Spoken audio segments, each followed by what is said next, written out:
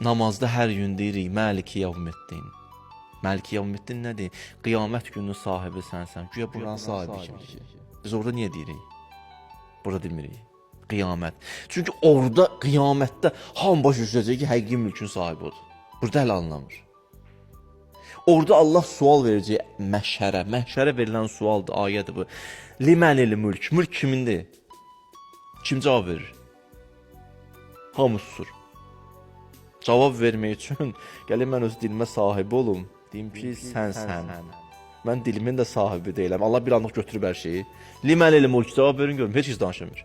Olur hərdən yuxuda qışqırmaq istəyən, qışqıra bilmirsən, danışmaq istəyən, danışmaq istəyən, danışa bilmirsən, qaçmaq istəyən, qaça bilmirsən, vurmaq istəyən, vura bilmirsən. Sahibi var. Hələ xatırladılar belə yüngül var. Malikim var, sahibim var. Orada bu qiyamətdə bu baş verir. Bütün məhşərə verilən sual limənil mülk.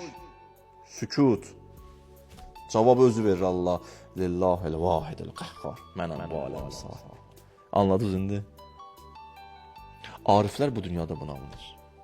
Məsumlar bu yolu çəkib, bu xətti deyib. Küllə aləm.